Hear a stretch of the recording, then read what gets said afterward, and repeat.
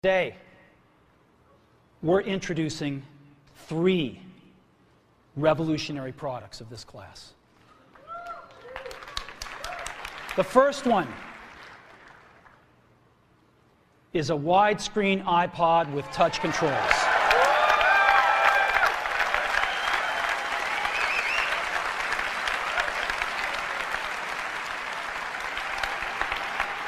The second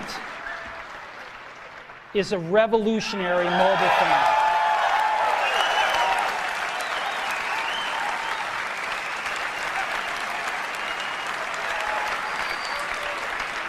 And the third is a breakthrough internet communications device.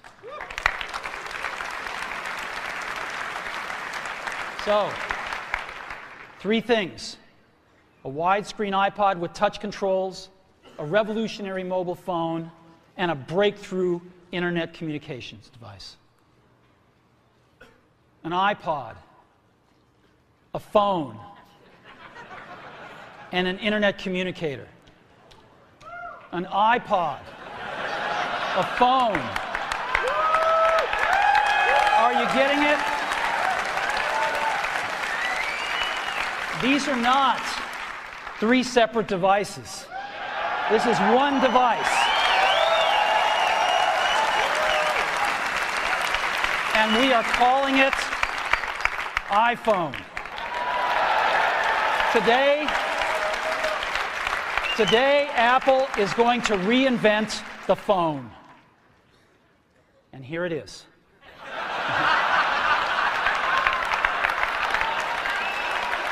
No. Actually, here it is, but we're going to leave it there for now. So, before we get into it, let me talk about a category of things. The most advanced phones are called smartphones, so they say. And they typically combine a phone plus some email capability, plus they say it's the internet, sort of the baby internet, into one device, and they all have these plastic little keyboards on them. And the problem is that they're not so smart and they're not so easy to use. So if you kind of make a Business School 101 graph of the smart axis and the easy to use axis, phones, regular cell phones, are kind of right there. They're not so smart and they're not so easy to use. But smartphones are definitely a little smarter, but they actually are harder to use. They're really complicated. Just for the basic stuff, people have a hard time figuring out how to use them. Well, we don't want to do either one of these things. What we want to do is make a leapfrog product that is way smarter than any mobile device has ever been and super easy to use. This is what iPhone is. Okay? So, we're going to reinvent the phone. Now, we're going to start with a revolutionary user interface.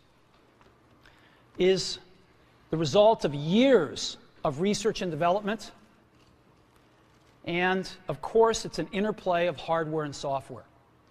Now, why do we need a revolutionary user interface? I mean, here's 4 smartphones, right? Motorola Q, the BlackBerry, Palm Treo, Nokia E62, the usual suspects.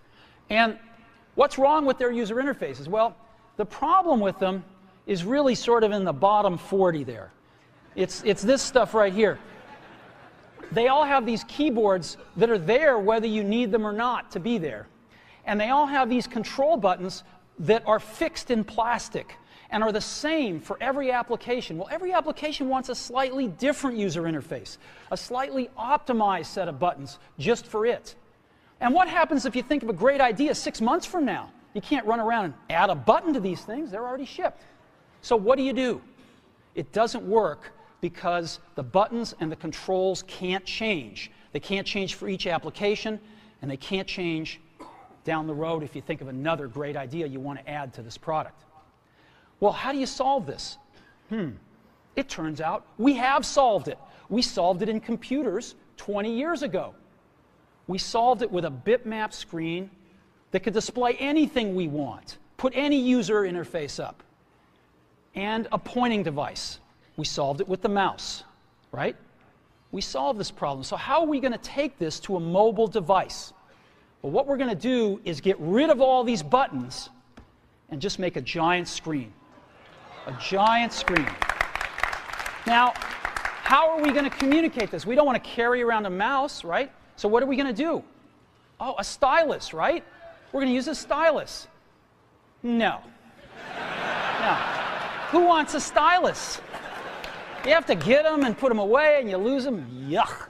Nobody wants a stylus. So let's not use a stylus. We're going to use the best pointing device in the world. We're going to use a pointing device that we're all born with. We're born with 10 of them. We're going to use our fingers. We're going to touch this with our fingers. And we have invented a new technology called multi-touch, which is phenomenal. It works like magic. You don't need a stylus. It's far more accurate than any touch display that's ever been shipped. It ignores unintended touches. It's super smart. You can do multi-finger gestures on it. And boy, have we patented it.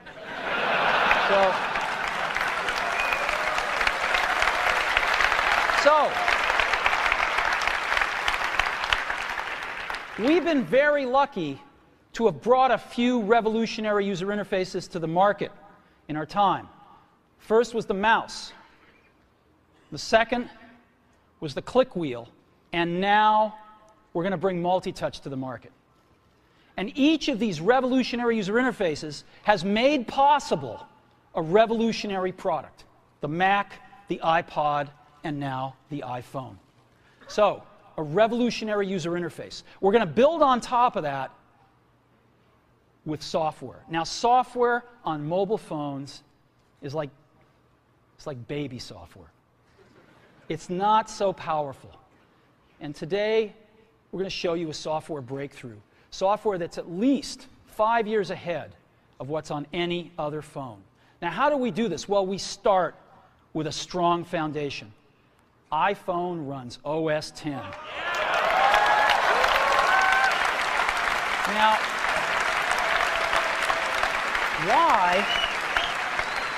why would we want to run such a sophisticated operating system on a mobile device? Well, because it's got everything we need. It's got multitasking. It's got the best networking. It already knows how to power manage. We've been doing this on mobile computers for years. It's got awesome security. And to write apps, it's got everything from Cocoa and the graphics, and it's got core animation built in, and it's got the audio and video that OS X is famous for. It's got all the stuff we want, and it's built right in to iPhone. And that has let us create desktop-class applications and networking, right? Not the crippled stuff that you find on most phones. This is real desktop-class applications. Now, you know, one of the pioneers of our industry, Alan Kay, has had a lot of great quotes throughout the years. And I ran across one of them recently that explains how we look at this, explains why we go about doing things the way we do, because we love software. And here's the quote. People who are really serious about software should make their own hardware.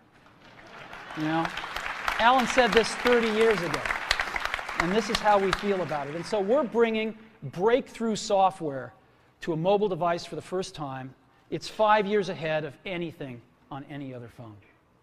The second thing we're doing is we're learning from the iPod, syncing with iTunes. You know, we're going to ship our 100 millionth iPod this year, and that's tens of millions of people that know how to sync these devices with their PCs or Mac and sync all of their media right onto their iPod, right? So you just drop your iPod in, and it automatically syncs. You're going to do the same thing with iPhone. It automatically syncs to your PC or Mac right through iTunes.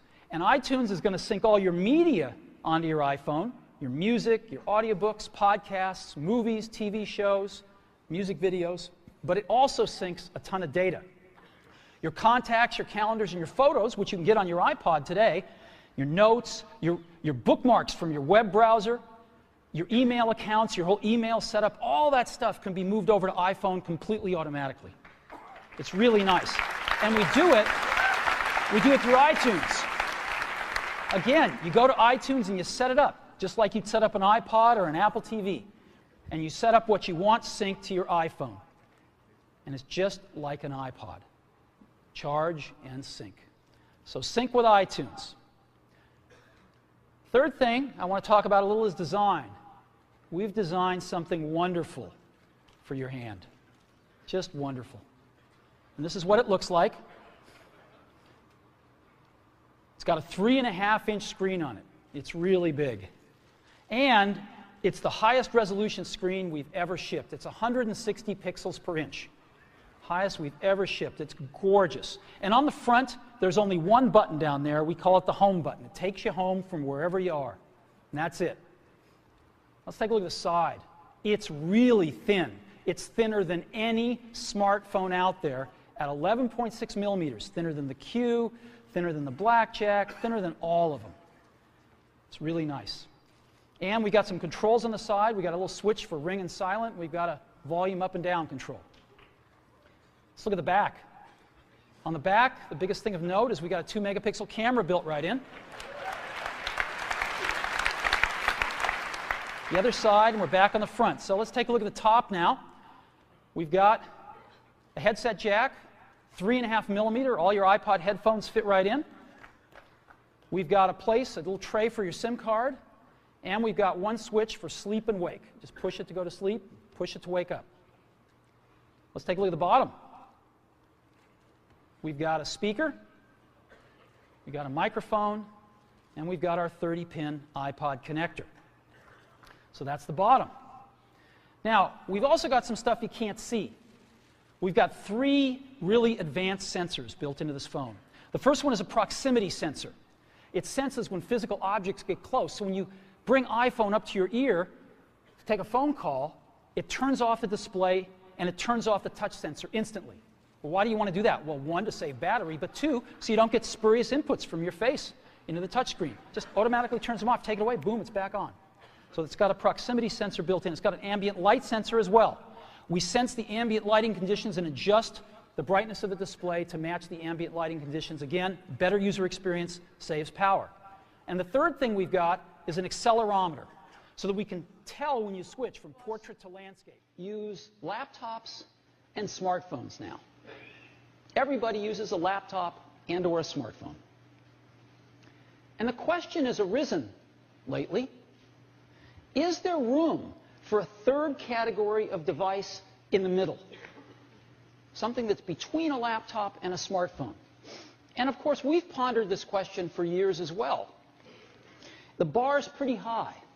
In order to really create a new category of devices, those devices are going to have to be far better at doing some key tasks. They're going to have to be far better at doing some really important things. Better than the laptop, better than the smartphone. What kind of tasks? Well, things like browsing the web. That's a pretty tall order. Something that's better at browsing the web than a laptop? Okay. Doing email.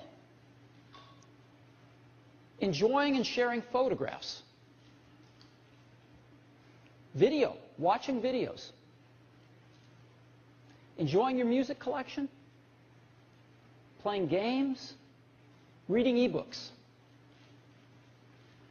If there's going to be a third category of device, it's going to have to be better at these kinds of tasks than a laptop or a smartphone. Otherwise, it has no reason for being. Now, some people have thought that that's a netbook. The problem is, netbooks aren't better at anything.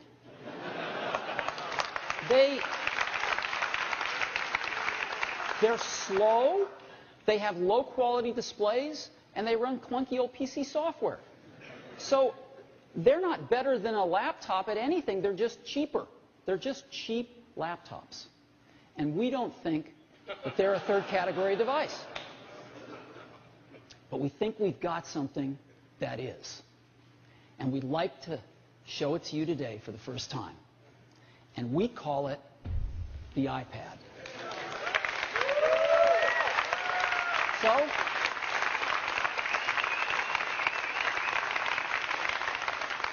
let me show it to you now.